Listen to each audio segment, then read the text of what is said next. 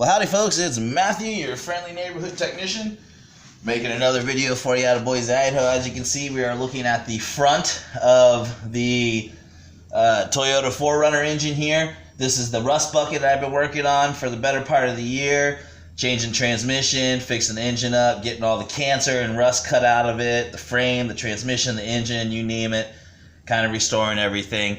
We ran into an issue where we were trying to get the harmonic balancer off. It was stuck on there, completely rusted. It's just stuck on there. Now, some of you that watch my YouTube channel consistently know that I do a lot of timing jobs, a lot of front-end rebuilds and stuff, and so it's not uncommon for me to run into a harmonic balancer that doesn't want to come off. I'll tell you what though, this one was on up there, and I'm going to say probably at least the top 20 of harmonic balancers that were hard to get off. We tried it first with a 1,200 pound gun. We tried a 1,600 pound gun. Couldn't get it off. We tried heat. We tried soaking it. Couldn't get it off. In the end, we had to use a combination of a chain wrench. Now this is a pretty awesome chain wrench. This chain wrench is rated at 6,000 pounds. We had to get 6-foot pipes on a breaker bar, and even then we ended up breaking one of the breaker bars. In the end, it took 3 people, the chain wrench, a major heavy-duty breaker bar, one that you would use for like a Caterpillar or like a big diesel big rig, and 3 large men. And we literally took somebody that weighed about close to 300 pounds and pretty much just put a pipe on the end of the breaker bar, and he just pretty much kind of just dangled, just kind of hung off of that pipe while we held the engine in place. And we just it just took a minute, and then finally it broke for us, and we were finally able to get it out, which allowed us to move forward on getting the timing cover pulled. So I'm going to go ahead and show you how I'm going to pull this timing cover. These timing covers are sealed with silicone, and they like to leak right here. Right around here is where they like to leak. And so this is a common issue on the Toyota 4Runner. And so a lot of times you just want to service this. Now, I'm going to go ahead, I've got all the bolts out of it, so I'm going to go ahead and get this front end off and just kind of show you how I do that. Now you have spots and areas around here where you can use your pry bar and you can get in here. There's really no one certain way to do this. When you're doing this, you just want to have some finesse, be patient, go slow with it. You can very easily break this aluminum timing cover. You also want to be careful where you stick your pry bar, because again, everything's aluminum and you don't want to nick or damage anything. So I'm just going to try to find a spot right here. I hope you can see on the camera. I'm just going to start just kind of working it. And you can kind of see it starting to flex and move a little bit. Okay, so that means that silicone seal has been broken right there. And I can see that the more I work with it,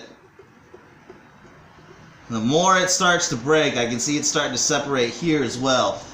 So now that I'm starting to see it separate here, I'm going to go ahead and go down here and see if I can work it. Okay, there you go. Starting to separate there.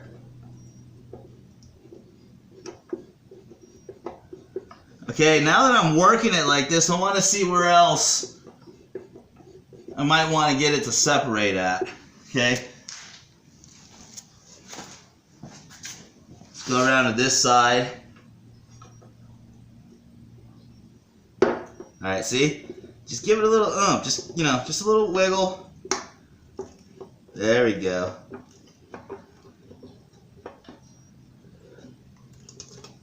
There we go, look at that. There, that's starting to come. So now, I'm gonna go right here.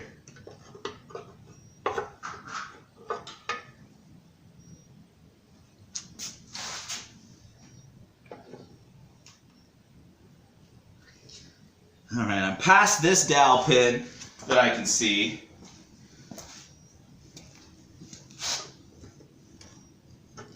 There we go. Now I think we can just go ahead and take the whole thing off. And look at that.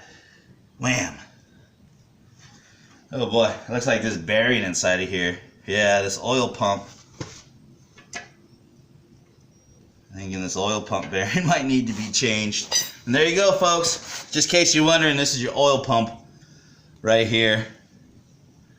Okay, and again, this is all carbon buildup. This is from missing oil changes and neglect. And this isn't something that just happened. This is, you can tell this vehicle has pretty much been neglected the majority of his life. I mean, whenever you see stuff like this, that's a direct indicator that someone's been missing their oil changes, not changing the oil accordingly. Alright, so we're going to lay that timing cover down there. Now let's take a look here. Let's see what we got.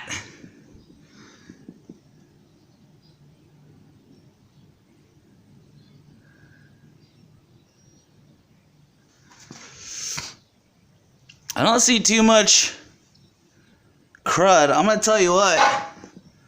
This timing tensioner being fully extended like that, that's an indication that's no good.